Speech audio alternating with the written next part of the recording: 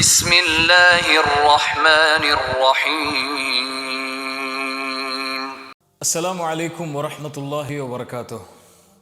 அல்லாஹ் நேசிக்கிறான். யாரை அல்லாஹ் நேசிக்கிறான்? அல்லாஹுடைய தூதர் ஸல்லல்லாஹு அலைஹி வஸல்லம் சொன்னார்கள், அல்லாஹ் ஒரு அடியானை நேசிக்கிறான். அவன் யார்? ஒரு செயலை செய்வான், அதை தொடர்ச்சியாக செய்வான், அது குறைவாக இருந்தாலும். ஒரு அடியான் ஒரு நல்ல செயலை செய்வான், அந்த செயல் குறைவான செயல்தான், ஆனால் அதை தொடர்ச்சியாக அல்லாஹ்விற்காக செய்து கொண்டே வருவான். இந்த அடியானை அல்லாஹ் நேசிக்கிறான் என்று அல்லாஹுடைய தூதர் ஸல்லல்லாஹு அலைஹி வஸல்லம் சொன்னார்கள். அல்லாஹுடைய தூதர் ஸல்லல்லாஹு அலைஹி வஸல்லம் அவர்களுடைய செயல்பாடுகளை குறித்து ஆயிஷா ரலியல்லாஹு அன்ஹா அவர்களிடத்தில் கேட்டபோது அல்லாஹுடைய தூதருடைய மனைவி அவர்கள் சொன்னார்கள், அல்லாஹுடைய தூதருடைய அமல் செயல்பாடுகள் எல்லாம் தொடர்ச்சியானவை, அது நிலையானவை. ஒரு நாள் அப்படி ஒரு நாள் இப்படி என்று இல்லாமல் எல்லா நாளும் அல்லாஹுடைய தூதருடைய செயல்பாடுகள் நேராக அமைந்தவை என்று ஆயிஷா ரலியல்லாஹு அன்ஹா அவர்கள் சொல்லுவார்கள். அல்லாஹுடைய தூதர் ஸல்லல்லாஹு அலைஹி வஸல்லம் இப்படி தொடர்ச்சியாக தன்னால் முடிந்த அளவு தொடர்ச்சியாக செயல்படக்கூடியவர்களுடைய சிறப்புகளை அல்லாஹுடைய தூதர் சொன்னார்கள். அல்லாஹுடைய தூதர் ஸல்லல்லாஹு அலைஹி வஸல்லம் அவர்கள் சொன்னார்கள், ஒரு அடியான் தான் சுகமோடு பயணத்தில் இல்லாத நிலையில் ஒரு செயலை செய்து கொண்டே வருகிறான். திடீரென்று அவனுக்கு நோய்வாய்ப்படுகிறான், திடீரென்று அவனுடைய பயணமாகி விடுகிறது.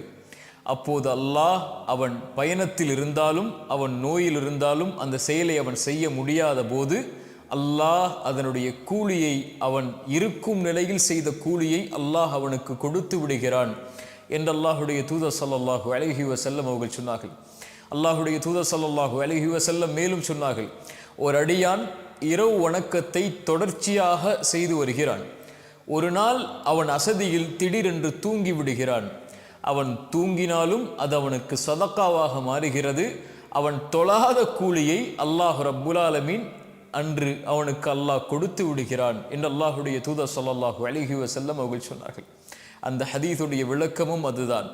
ஒரு செயலை நீங்கள் செய்தால் அதை தொடர்ச்சியாக செய்யுங்கள், அது குறைவாக இருந்தாலும் சரி. அதிகமான ஒரு செயலை செய்து அதற்கு தொடர்ச்சி இல்லாமல் ஆக்கிவிடாதீர்கள் என்பதுதான் அதனுடைய தீர்வு.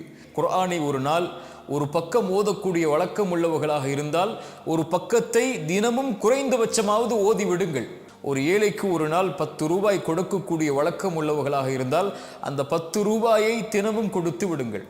ஒரு நாளைக்கு 2 ரக்அத் நஃபிலான தொழுகையை தொழக்கூடிய வழக்கம் உள்ளவர்களாக இருந்தால் அதை செய்து விடுங்கள். பிலால் ரலியல்லாஹு அன்ஹு, அல்லாஹுடைய தூதர் ஸல்லல்லாஹு அலைஹி வஸல்லம் பிலாலை அழைத்து கேட்டார்கள், பிலால், சொர்க்கத்தில் எனக்கு முன்னால் நடந்து செல்லக்கூடிய சத்தத்தை நான் கேட்டேன், என்ன அமலை செய்கிறாய்?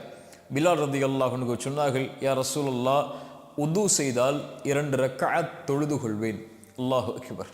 அவர்களுடைய அந்த செயல் அல்லாஹுடைய தூதருக்கு முன்னால் நடக்கக்கூடிய பாக்கியத்தை அவர்களுக்கு பெற்று தந்தது.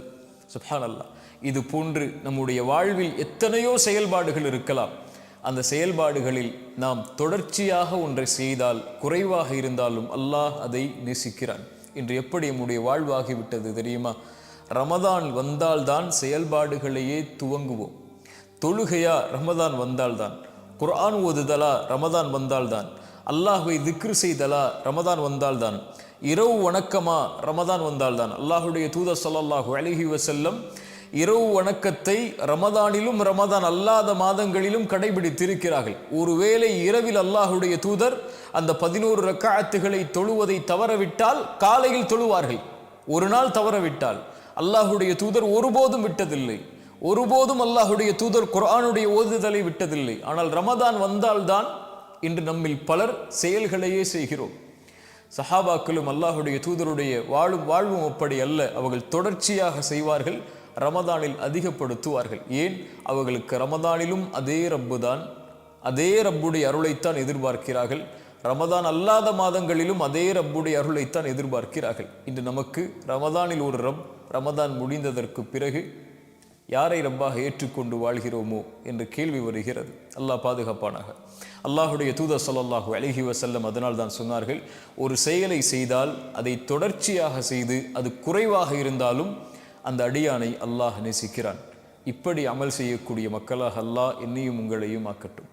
அஸ்ஸலாமு அலைக்கும் வரஹ்மத்துல்லாஹி வபரகாத்துஹு.